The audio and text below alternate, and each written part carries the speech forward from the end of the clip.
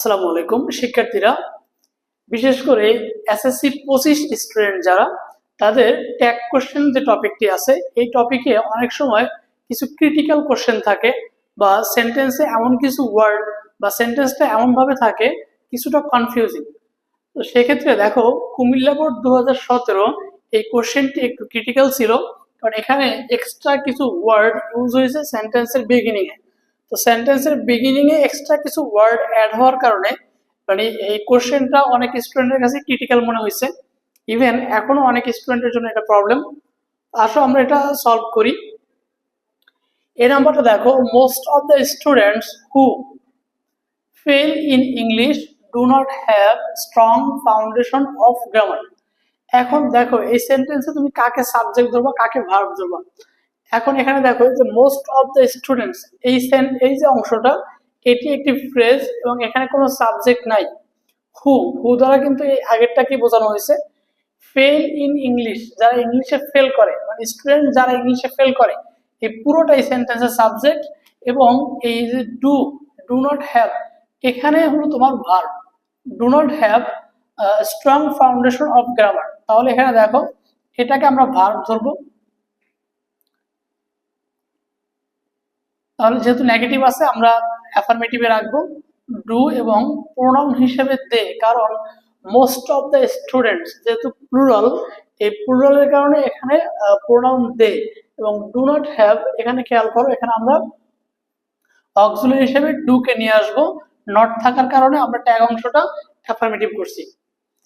এরপর দেখো B number আছে no, they read only to pass the examination. দেখো সেন্টেন্সের শুরুতে নো থাকার কারণে তোমার মনে হতে পারে এটি নেগেটিভ সেন্টেন্স, কিন্তু এটি এই যে নো এর পরে যে কমা আছে, তাহলে এই যে এখান থেকে এই যে they read only to pass examination, তুমি এখান থেকে সেন্টেন্সটাকে কাউন্ট করবা। যদি এখান থেকে সেন্টেন্সটাকে কাউন্ট করো তাহলে কি আসে দেখো, যেহেতু দে রিড এখানে কোনো অক্সিলারি ভার্ব নাই, তাহলে অক্সিলারি ভার্ব হিসেবে আমরা এখানে ডু আনবো।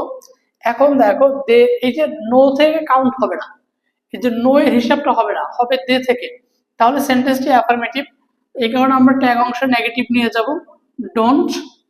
এরপর দেখো এখানে প্রোনাউন হিসেবে দে দেওয়া আছে, এই জন্য আমরা এখানে প্রোনাউন দে ব্যবহার করব, তাহলে ডোন্ট দে।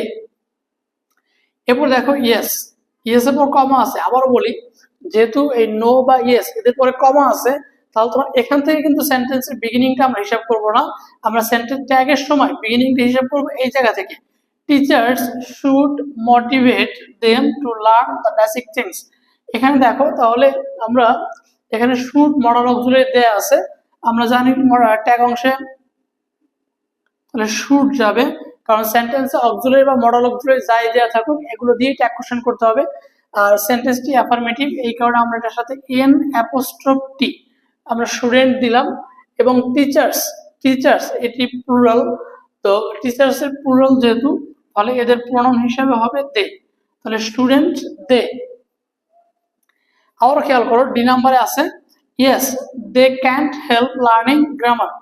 এখন দেখো এই যে দে ক্যান্ট হেল্প, এখানে মডাল অক্সিলারি ক্যান আছে, আমরা ক্যান্ট আছে নেগেটিভ, তো যেহেতু সেন্টেন্স নেগেটিভ ট্যাগ অংশটা অ্যাফার্মেটিভ হবে, তাহলে এখানে আমরা মডাল অক্সিলারি হিসেবে ক্যান নিয়ে নিলাম এবং প্রোনাউন হিসেবে কি যাবে, প্রোনাউন হিসেবে দে যাবে। লাস্ট নাম্বারটা আবারও খেয়াল করো, no moreover practice is essential two.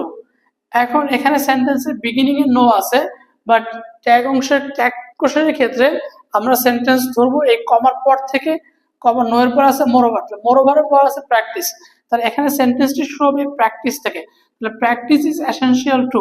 তাহলে এখন আসো, তাহলে এখানে অক্সিলারি ইজ দেয়া আছে, আমরা অক্সিলারি ইজ নিলাম, যেহেতু অ্যাফার্মেটিভ সেন্টেন্স আমরা এটাকে নেগেটিভ করার জন্য ইজেন্ট নিলাম, এন অ্যাপোস্ট্রফি টি নিলাম।